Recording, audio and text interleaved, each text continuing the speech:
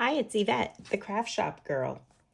Today I want to show you a few requests that I had from a couple of viewers.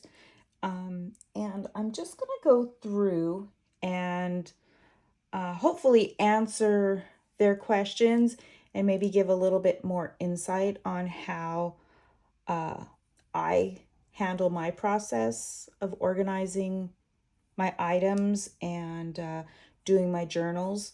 So what I usually do for my larger journals is I use a cereal box and I'll cut it down. I use double-sided. I glue on the printed side. So this one's already made. And what I like to do is I like to get my cereal boxes and make a bunch of pre-made journal covers that I can decorate and add to. They're usually the same size box. And so these are all ready to go. These just need me to get to them and have a theme. I also like to do smaller journals made out of these mac and cheese boxes. These still need to be glued, but they're getting closer. And those end up being this size of a journal, small gratitude journal. I do have a video of how I make this. It's one signature, just a daily gratitude journal. That's that one. And then let's see. Oh, actually that one was made out of the rice-a-roni boxes. So these are really practical and they're small. They're very cute. Love making those. So what I'm going to show you, the request I had was how I make my templates for my spines. And let's see, I have one over here I can show you. Here's one that I've been working on. I'm making a large journal this coming weekend. So I thought I'd make a template for this smaller one. I have about, gosh, what do I have? I have 5 of these. These are, I think, cracker boxes or something. So I'm going to show you how I make my template for that. So what I do is I'll take a piece of either a piece of my cereal box, or this happens to be from a notepad. And I basically eyeball it to the size of the spine.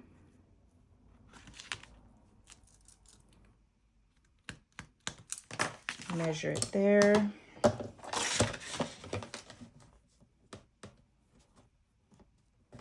it down. Let's see.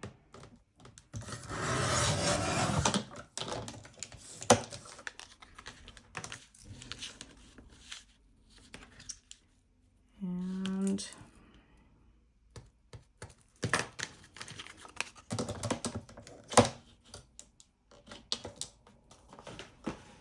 what really helps me is this mat right here, because if it's an odd size, I can center it and get my center point a little easier. So first I find my center point. For this one, I'm only going to do 2 signatures. So I've centered it right here. So it's kind of like, it's about 3/4 of an inch, a little less than. So I'm gonna, from my center, I'm gonna bring it in 3/8 on each side. And again, it doesn't, actually, I think I'm only gonna do it 1/4 of an inch. The measurement part isn't what's important. It's the division of the space. So that's why I like using something like this, because you can center it on a mark and then you can equally decide how much you want to have it from your back cover and your front cover, and you can center those 2 lines on that. And then what I do is I follow one of the lines that goes all the way through and draw my first line.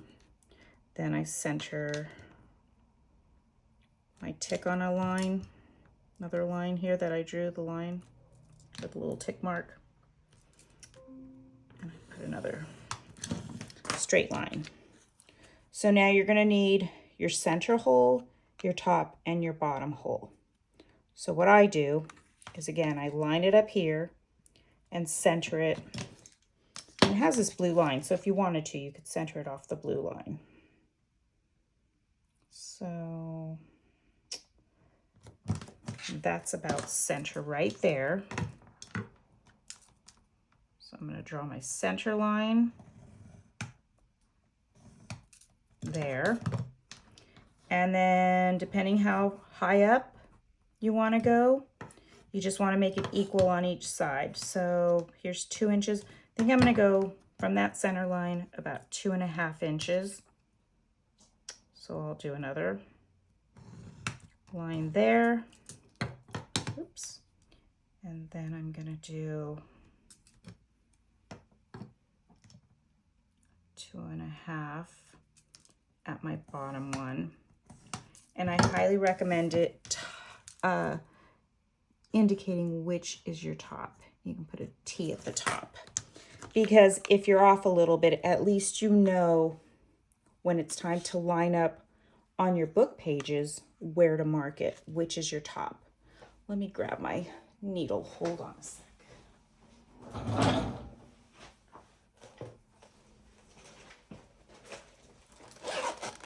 And I think my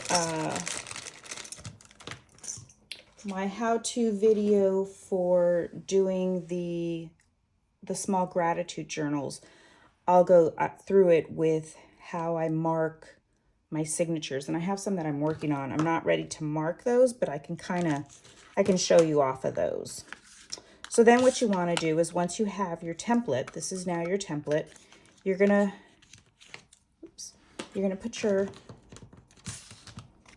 holes in it, and then now you know that every time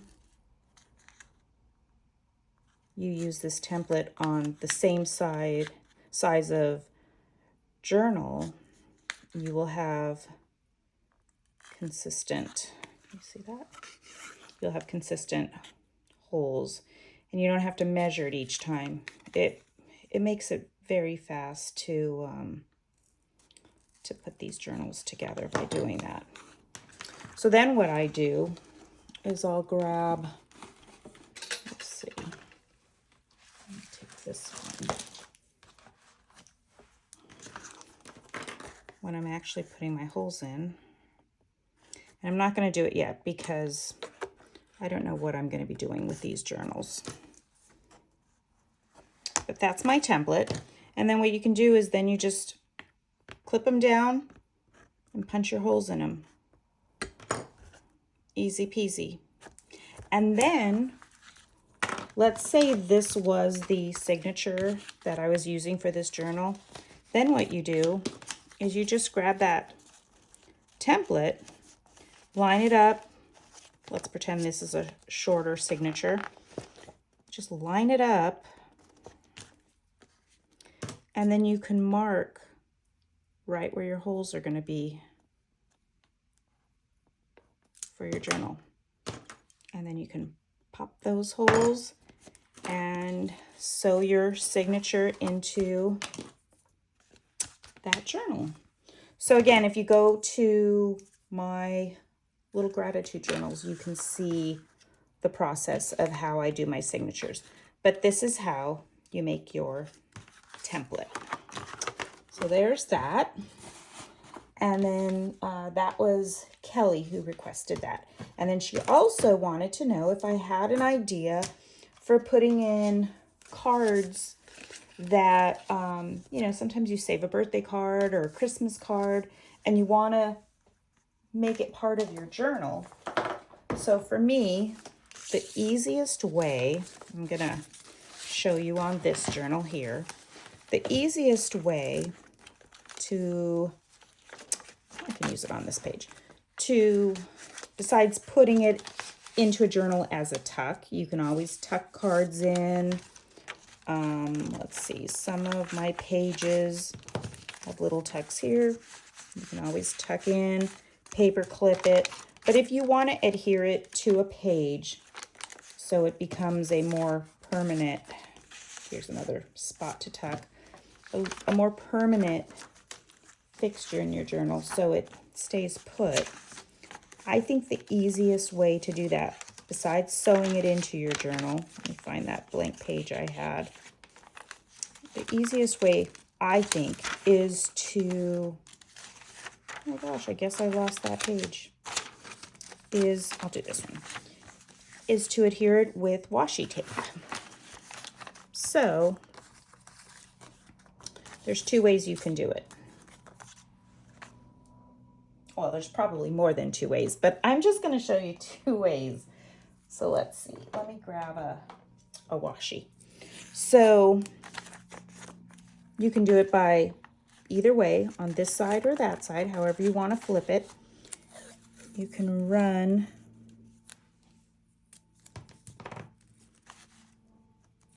your tape across the bottom of the envelope. And then this way, you'd be able to still flip, especially if somebody wrote, I know I'm big on keeping people's signatures and the envelopes to the cards. So you could run your washi tape. And I would advise running your tape over glue. Just sometimes the washi tape will not stick as well. So you could always keep your envelope here with your card that way. That's one way to do it. You can also flip your envelope the other way. Another idea, let's say you don't have the envelope but you want to keep your card. You can do the same thing with your keepsake card. You can also do this with postcards. And you can washi it in on both sides like that. And then you have your keepsake card. And if you wanted to, if you don't want to make it like a flip, you can also tape it down on this other side.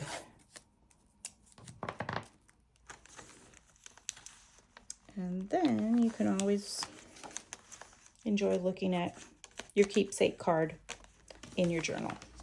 So I hope that helped, Kelly. If you have any more questions, please leave me a comment on this video and I'll try to get back to you as quickly as I can. So there's that. Then I had one more request from Virginia asking me to show the results of my coffee dyed paper. So in one of my last videos, I did some coffee dyeing paper. So these are all printables that I got from Artsology. And after I printed them, I ran them, or after I printed them, then I coffee dyed them. Because what I found is coffee dyeing my paper first and running it through my printer was not successful. My printer did not like it. The pages tend to warp a little bit, so it wasn't a fun experience. I still have some of the scraps from pulling it out of my machine. But this works great. Print them first. None of my inks fade. I had mentioned I do get some of my little lines from my baking rack. So I'll just do a quick flip through of each of the pages. I think they came out beautiful. And for me, I don't mind having all of this extra on the coffee dyed, or on the coffee dyed side, not the printed side. It comes through on both sometimes. But again, it doesn't bother me. I actually like it. I think it kind of adds to the charm of it. So these are all the pages that I printed that day. And in my video, let's see, where's my vintage photo ink? I'm going to show you how you can enhance some of these pages. Some people like to put stencils in between their coffee dyed paper, but I saw a video of a little, I think it's a little bit of a cheat, but it works really great. And I might have shown it on one of my other videos, but I'll show you right now. These pages are ones that I used cardstock. So I pulled these. This isn't from that day, but just wanted you to see how cardstock paper comes out when it's printed and coffee dyed. So there you go. Let me grab that stencil.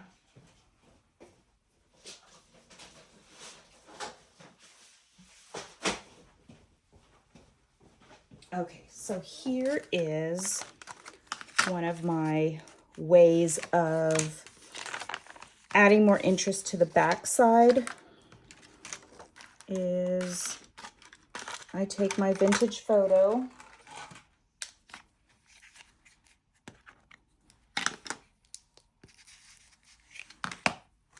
and I'll just go over my stencil that way.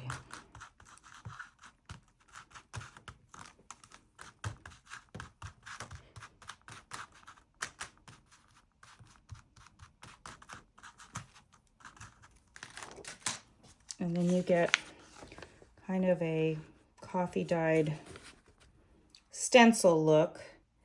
And what I found, it's more consistent, because when I've tried to do my stencils in between my coffee dyed paper, sometimes they come out, sometimes they don't. So this way I feel like you kind of know what you're getting. So that's it. That is my idea for your coffee dyed papers.